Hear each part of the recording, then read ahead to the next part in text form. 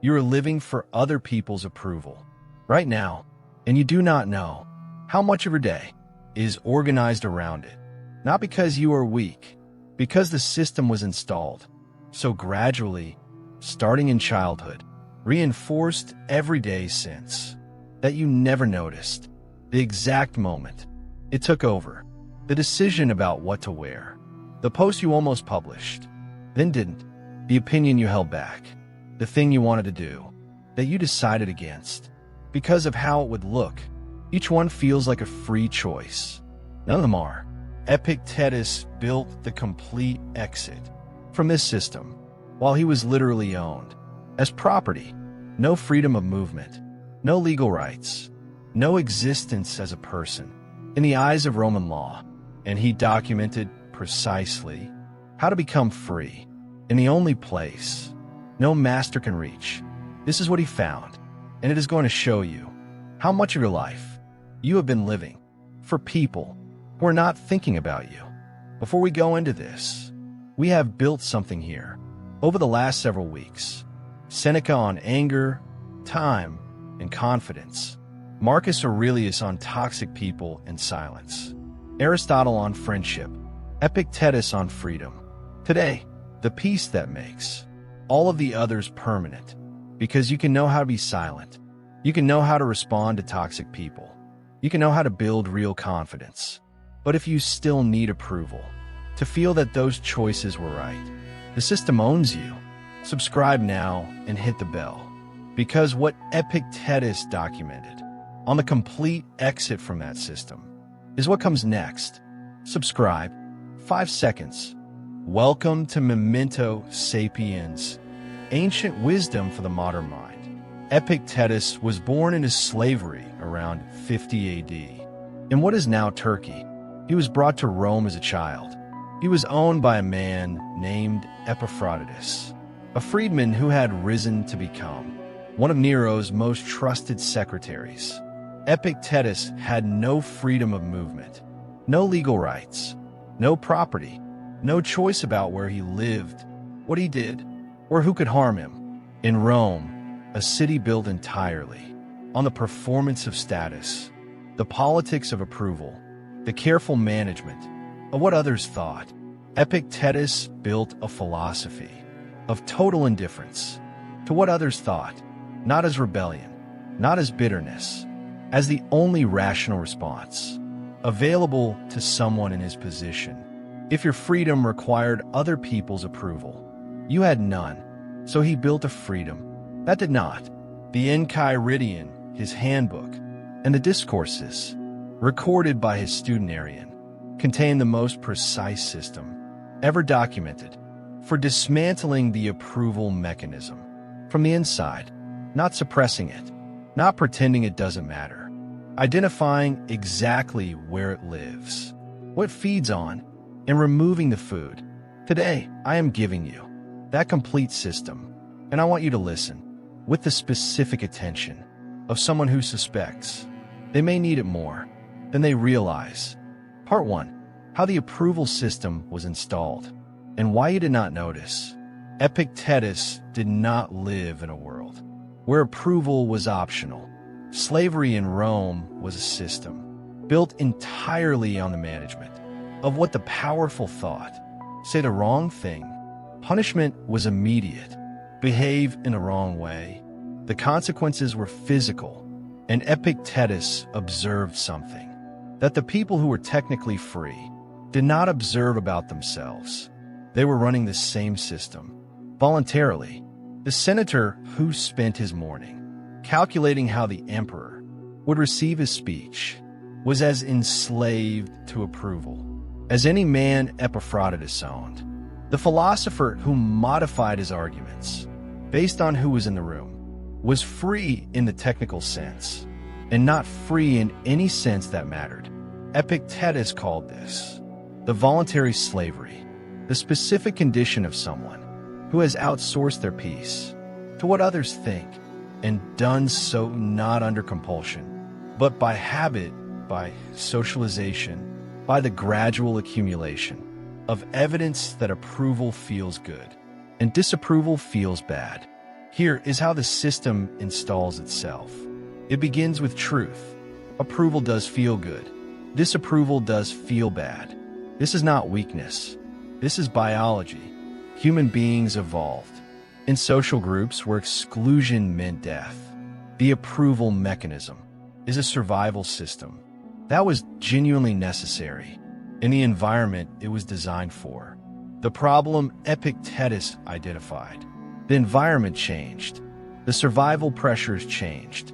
But the approval mechanism did not update.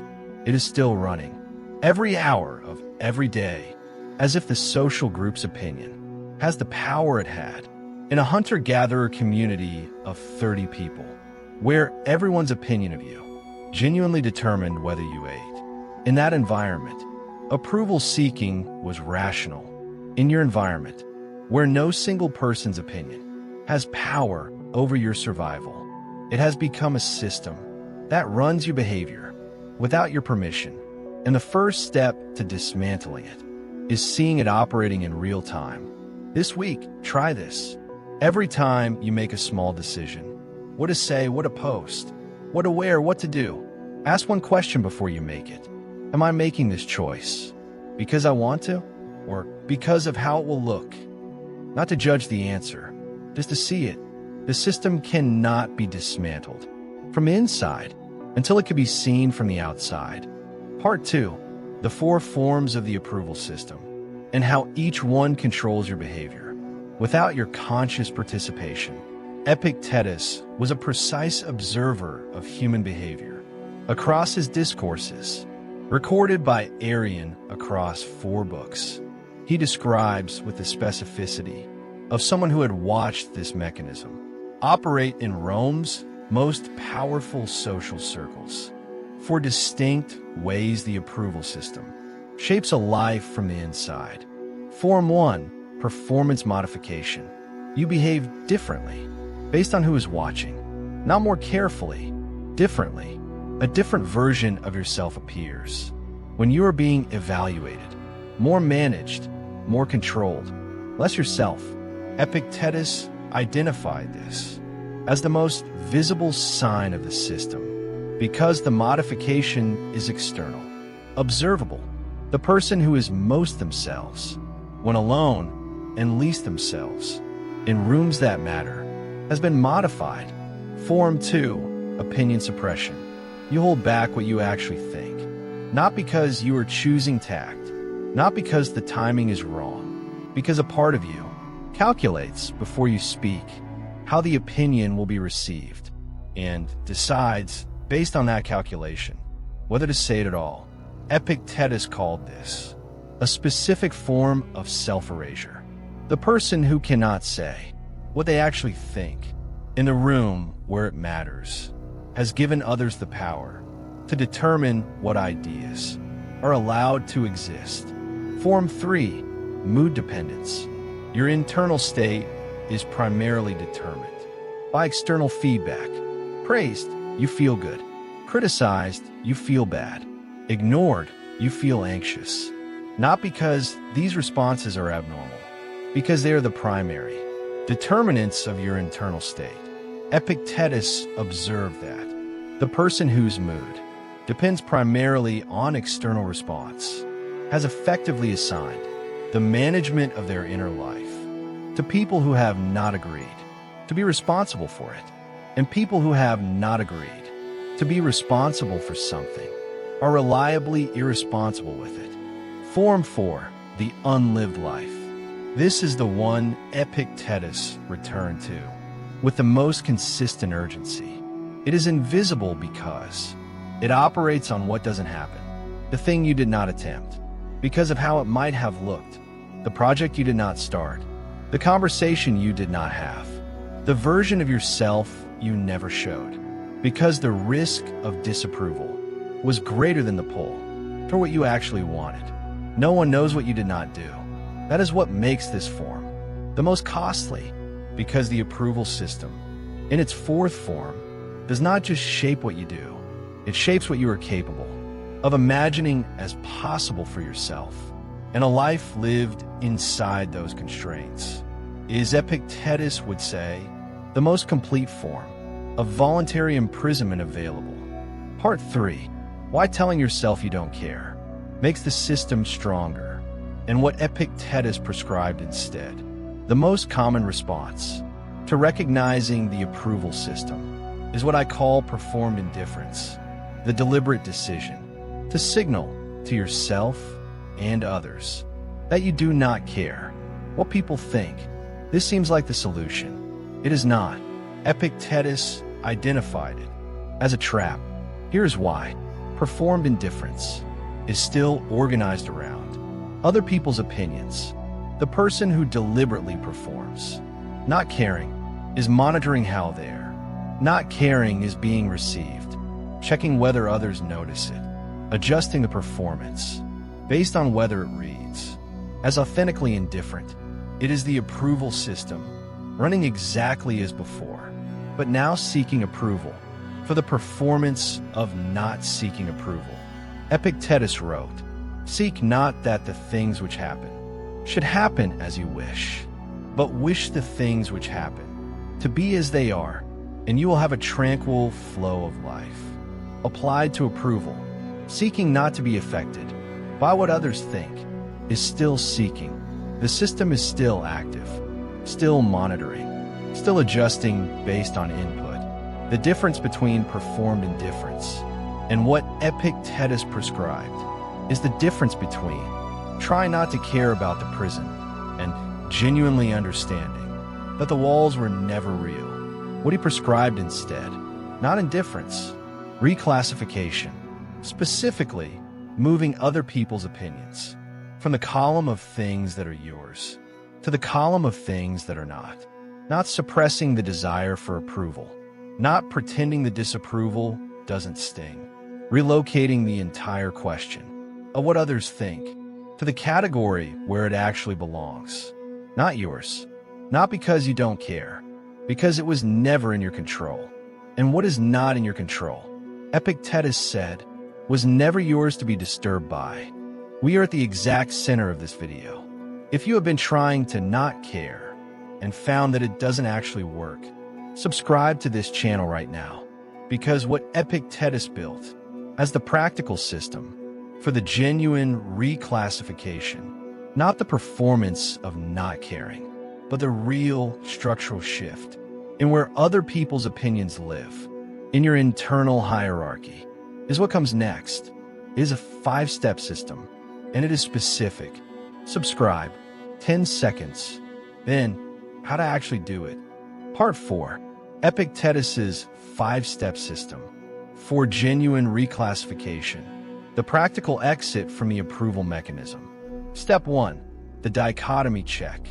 Every time you notice the approval mechanism activating, before you act, before you speak, before you make the decision, ask one question: is what they think about this in my control? The answer is always no. Other people's opinions, by definition, are in the column that is not yours. They form based on their history, their fears, their projections, their own approval system, not on you, on their filtered version of you. The check, done consistently, begins to shift where the question lives. Over time, it stops being a question you have to ask consciously. It becomes structural knowledge. Step 2, the reclassification statement. When approval or disapproval arrives, in any form, make one internal statement, not out loud, not as performance. One private statement. This is information about them, not evidence about me. Their approval tells you what they find valuable or appealing. Their disapproval tells you what they find threatening, unfamiliar, or inconvenient. Both are useful data. Neither is a judgment on the fundamental nature of who you are. Epictetus called this the correct use of impressions, receiving external input as information rather than as verdict. Step 3, the values anchor. Before any situation where approval seeking typically activates, identify the value at stake. What do I care about here? Not what will look good. What do I actually value? Then ask, does this action, this choice, This response, reflect that value. If yes, the approval of others becomes irrelevant to the quality of the decision. You have already checked against the only standard that Epictetus said actually matters. Your own values consistently applied. Step 4. The audience reduction. Epictetus made an observation that changed how I think about every social interaction.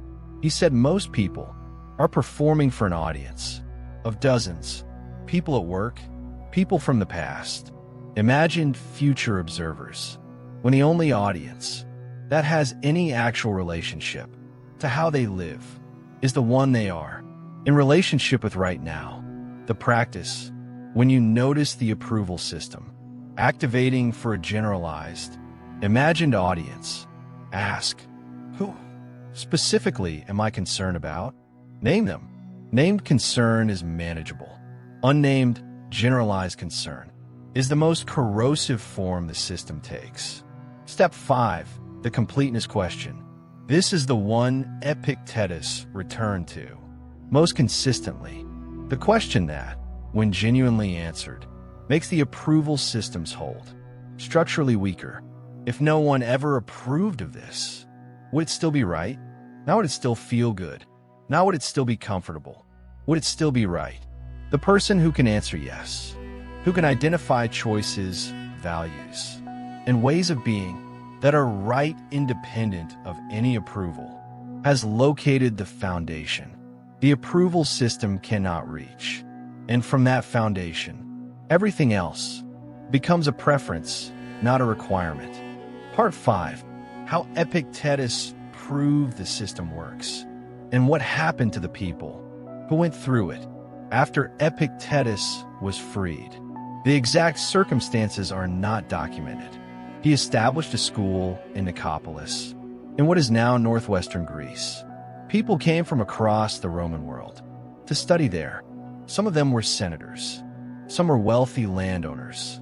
Some were military commanders. People with every external resource available. And Epictetus taught them the same philosophy he had built when he had none. Arrian, one of his most dedicated students, recorded what happened in those rooms. He described men who came, performing the philosophy, who arrived with the right words, the right postures, the right demonstrations of indifference. And Epictetus was not interested in any of it. He would say, "Show me not your words. Show me that you can eat, sleep, and live with the person you presented." When no one was evaluating, he was ruthless about this, because he understood better than anyone, having lived it in the most extreme conditions, that the approval system most commonly operates as the philosophy of indifference, rather than the practice of it. And the practice requires exactly what Arrian documented, happening over time in the students who stayed long enough. Not a dramatic moment of liberation, not a sudden shift, but the gradual, repetitive return to after every failure.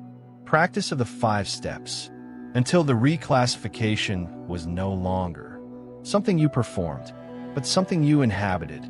The students who went through that process did not become indifferent to other people.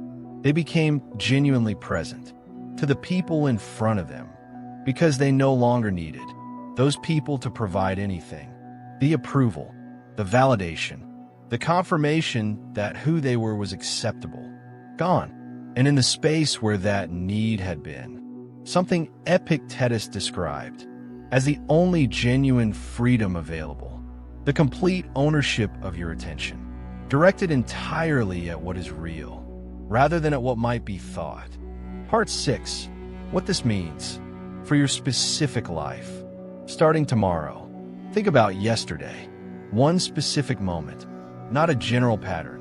One moment where you made a decision, what to say, what to do, how to respond, that was shaped more by how it would look than by what you actually wanted.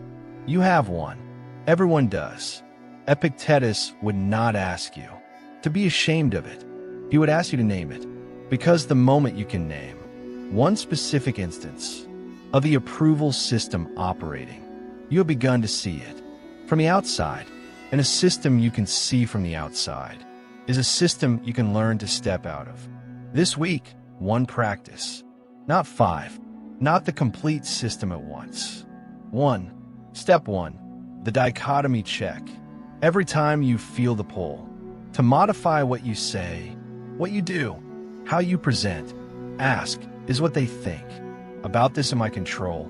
The answer is always no, and the repetition of that answer, one instance at a time, is not a philosophy, is a rewiring.